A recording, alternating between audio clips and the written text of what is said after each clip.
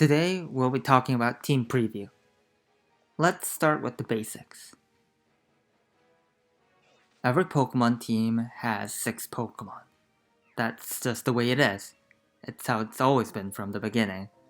But in ranked battles in Pokemon Sword and Shield, you can have 6 Pokemon on your team, but on each battle you're only allowed to pick 3 or 4 in each game.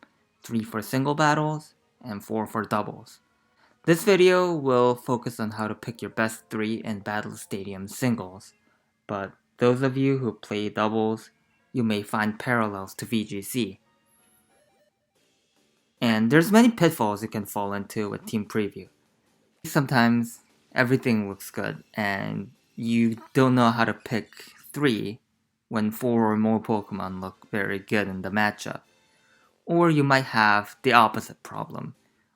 You just bring the same thing over and over every single game, and you aren't doing too great. So when you are looking back at your replays and sit down to yourself, you think surely that can't be optimal. You're basically wasting half of your team. And if you have these concerns, you are not alone. And by the way, guys, if you guys haven't noticed, the video will basically be irrelevant to the audio. It'll just be me hatching some eggs. The video is definitely going to be talk heavy. So I thought you might just like something to look at if that's what you like. I might edit in a few sample images or clips here and there, but this is mostly going to be just podcast style. Just lots of talk, something you can just listen to.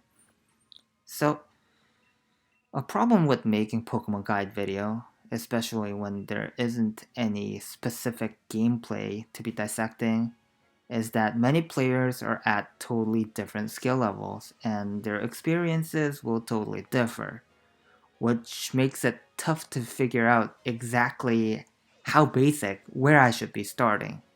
So let's actually start off with the very basics.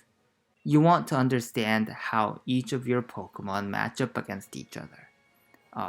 So first, you want to think about how they match up with both at full HP and how this matchup can change depending on how much damage, maybe some field conditions that are in play, and so forth. And different Pokemon have different matchups that are bad for it, of course, but they also have different ways of overcoming said matchups. For example, let's look at Rhyperior and Kartana, two totally different Pokemon. For example, Rhyperior loses 1v1 to Dracovish. And the fact is, no matter how much chip damage you put on the Dracovish, Rhyperior will lose 1v1. It just simply doesn't survive a Fish's Rend. And it doesn't matter if the Dracovish is at 1 HP or at full HP.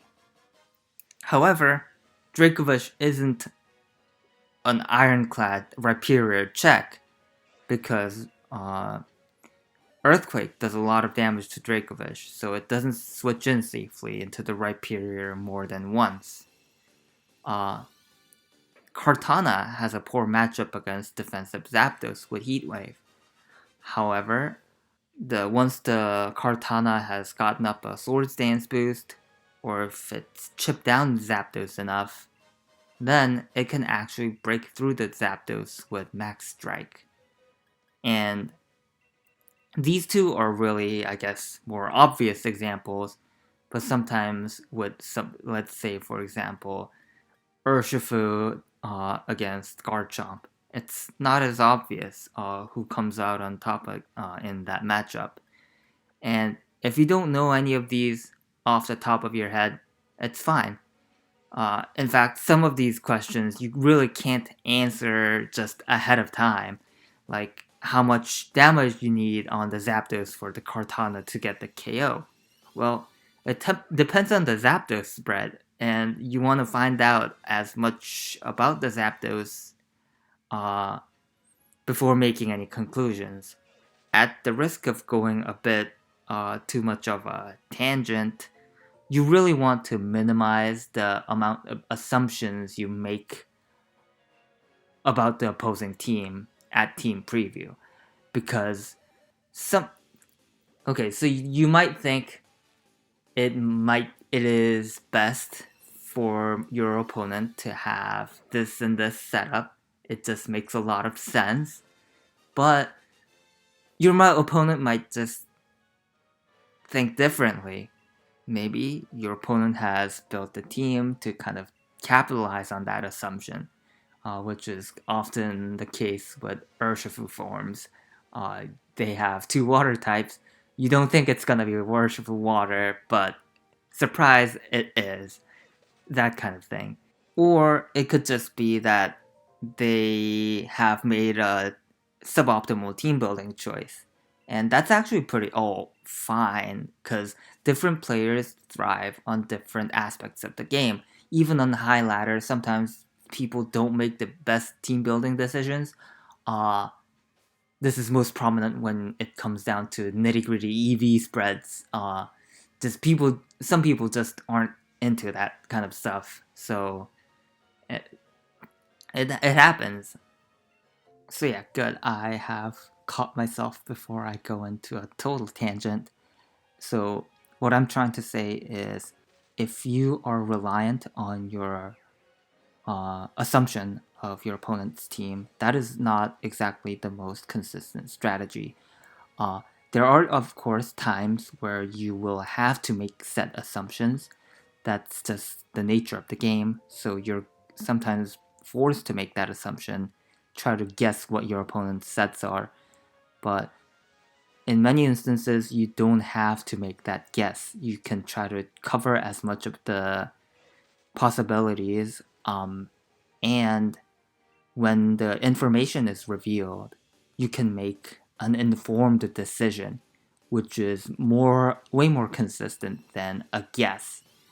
And informed decision is actually definitely the cornerstone of solid Pokemon play.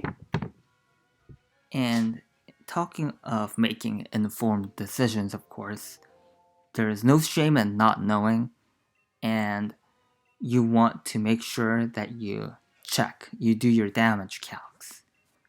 There's a lot of time with the move animations between all the communicating messages and so forth.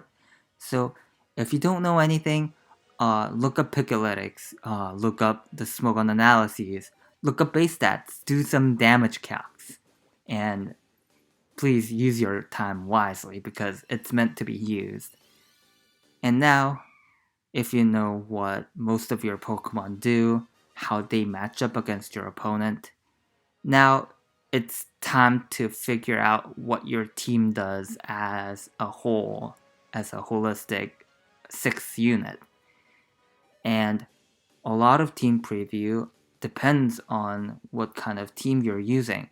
So it's really difficult to give generic advice. Uh, Look at these previous videos for common types of archetypes in Battle Stadium singles. Definitely, I've made them while I was still very unexperienced. So if I get some more experience, know-how on making videos, I definitely want to redo them because these are really important cornerstone concepts of competitive Pokemon 3v3 singles. Some some teams are built on modes, reliant on synergy of two Pokemon that are usually meant to be brought together to truly reach their full potential. So naturally, of course, they're meant to be picked together or not at all. This can happen to a varying degree, of course. So if you are familiar with VGC, for example, you might be thinking, for example, Torkoal plus Venusaur. You have the Sun for the Venusaur to make it go fast, but Torkoal can be a relevant threat in doubles without any support. So there are instances where you can break up the core, but you know like exactly which matchup you want to bring Torkoal to. Probably something that involves Trick Room. And there are, of course, cores that are a lot more mandatory that you bring both at the same time or not at all. An extreme example of that being, for example, uh, Regigigas plus Weezing. So, for example, let's look at this Calyrex Ice Rider team that I featured in Series 8.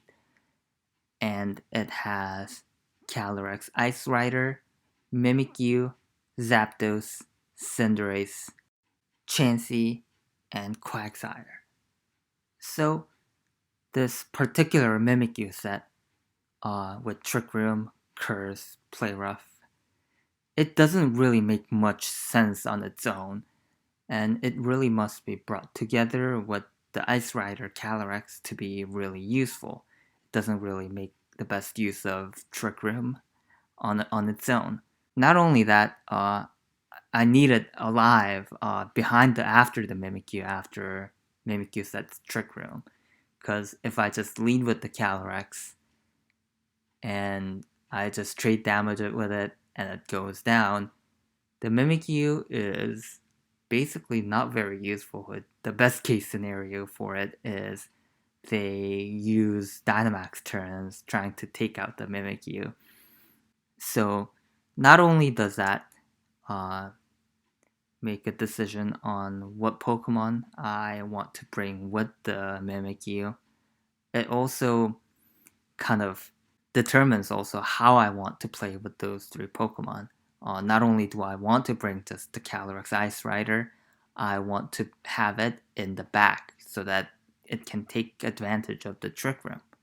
So, for example, in order to not lead with the Calyrex Ice Rider, I might want to lead with something different, something like Cinderace or Zapdos. This, in effect, has removed a number of options available to me. I'm not going to be able to just pick 3 Pokemon that look good on the matchup spread and expect it to do well. But in exchange for that, I have a lot better synergy between my Pokemon. Similarly, look at this team that I've featured previously on the channel. It has a Garchomp, Urshifu, Aegislash, uh, Zapdos, and of course Toxapex and Porygon 2. Toxapex and Porygon 2 are a really good defensive core. I will often have a choice on what I bring as my last attacker, but Toxapex and Porygon 2 will usually be brought together to cover their weaknesses. Toxapex is weak to Zapdos, especially defensive. Porygon 2 is one of the few things that switches into it without bleeding all the momentum in the world. Porygon 2 is weak against Urshifu. Toxapex is one of the few things that can switch into Urshifu, even Banded Urshifu, and try to predict around or kind of scout out what the set is. So, or if they are choice banned, what move they lock themselves into. And the strength of this approach is that it turns Team Preview from a short answer question with 60 options to a multiple choice question with only 5 or 6 possible answers, maybe even less or more. Large enough a number to be not too obvious to your opponent, but small enough a number for you to actually work through all possible options and consider most of them. And on these types of teams, it is not wrong at all to be picking similarly every game. And in fact, this is what you should be doing with these types of teams. You should have a really good idea to have a flowchart on depending on what your opponent has. For example, you might say, "Oh, if my opponent has a Zapdos, I don't pick this Pokemon in particular." and so forth. Difficult part of navigating with these types of teams is knowing when to deviate, because you of course stick to your basic selection so often. Deviating can sometimes be psychologically difficult for many players, so you will have to learn how to deviate. Try to set up a flowchart so you understand what the bad matchups for your main core is, and if you see that on your opposing team, then you're going to have to adapt. But if you don't see that, it is perfectly fine to pick similarly every game with these types of teams. The second approach to team building is, of course, having as many Pokemon as possible that are individually independent and pick around the Pokemon that has the best matchup. So, what I mean by individually independent, I am, of course, talking about things like Cinderace, Sword Stance Mimikyu, Zapdos, Focus Sash Urshifu, things that are just good in a vacuum, things that are always going to trade damage well, except against their checks and counters, of course. And it can actually be harder for players to navigate these types of team preview. Uh, People might say, "Oh, you just Battle Stadium singles is so easy. You just bring Cinderace and Zapdos every game." Well, you might be right that Zapdos and Cinderace are broken. They totally are, but at the same time, you have to kind of learn how to play, I guess, by just learning how to pick your three. Sometimes Zapdos isn't the best matchup, sometimes Cinderace isn't the best matchup. That doesn't stop them from being broken, of course, because that is forcing their hands, your opponent's hands in team preview. And you're going to have to sometimes learn how to take advantage of that instead of just mindlessly picking Zapdos, Cinderace every game, because that's when you're going to falter. Teams are going to have counter matchups to these Pokemon unless you're at really, really low ladder, because they are so common. If you don't have counters to these, then you're gonna be stuck in low ladder anyways. So, yeah. Anyways, let's get back on topic. So, remember at the beginning of the video, we talked about the basic tactics. So, things like looking at each Pokemon on your team, looking at how your opponent's team is meant to check them, and all that. So, with these types of teams, that's exactly what we want to do here. So, if your Rhyperior is checked by their Dracovish, and that just means that if you can actually have a clean switch into their Dracovish, then all it takes for you to make progress is just hitting the Dracovish on this switch with Rock Blast or Earthquake a couple of times until they can't switch in anymore. And while their Dracovish just comes in to the Rhyperior and just thuds against the Toxapex and gets hard walled. And that means now you have constructed a good strategy on how to approach the game based on your team's matchups.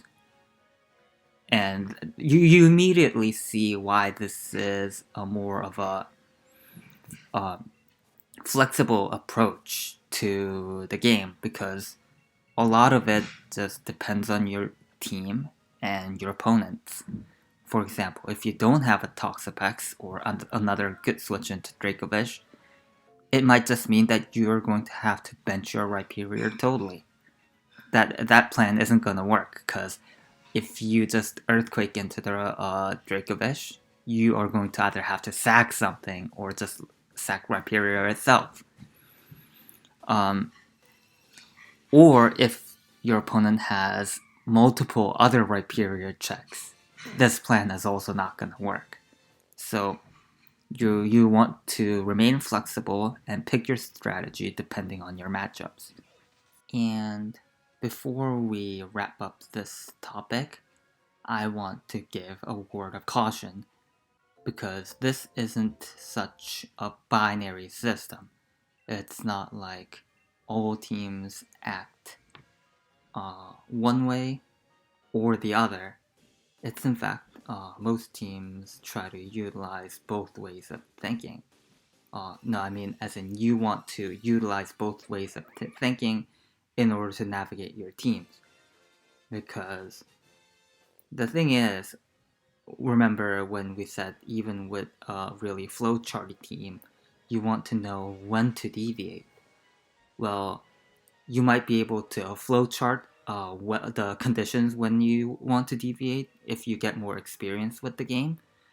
No experience with your team, but the way you come to that conclusion is often by looking at the individual matchups, like the way we went through just now. If there are threats that need to be immediately addressed, that will come. That'll be a much more pressing concern than trying to just follow your flowchart. And on the flip side, you might have actually seen me do this exactly when I was using the Kyogre team with Kyogre and Water Urshifu. That is definitely more of an individual matchup team. So you're gonna usually pick what works the best depending on the situation. But even those teams kind of have a default mode, for example. For example, when I said, right, having Kyogre, Urshifu, Rapid Strike, and Mimikyu often gives me the most 1v1 potential. This will, of course, there are some Pokemon that this 3 doesn't check. For example, this has a bit of a problem against Rillaboom, for example. So that's a big threat that you can't just ignore. So you're gonna have to you're not gonna be able to pick this against a team with a Rillaboom. But a lot of times you can actually kind of have general game plans even with a team that is meant to be flexible. So yeah, something like if I see a Stolly team, I'm gonna bring my Bandit Urshifu. If I see a really offensive team, I'm gonna try to bring my Focus Sash user, Mimikyu, and all of that. I tried to incorporate both Series 8 examples and Series 9 examples because I think this is more of a fundamental aspect of the game. So it really doesn't matter what metagame you're playing at. You can use these types of thinking to better approach your team preview and also team building as well. Because team preview starts at the team building stage, right? As I mentioned at the beginning, your team preview is going to heavily depend on your team itself. So, especially on a flowchart heavy team, it is really good for you to kind of think in advance about how you're going to pick your 3 against common teams. So yeah, that's gonna be it for this video, but I know it's not super easy to follow through with an explanation without any visual guide of gameplay in front of you, so I understand that completely. If you guys want, I could definitely do a follow-up on this with showing in-game examples of how I approach team preview more analytically instead of just rushing through it in 20 seconds. So yeah, if you have any questions, leave some comments down below. Thank you guys for watching. Bye.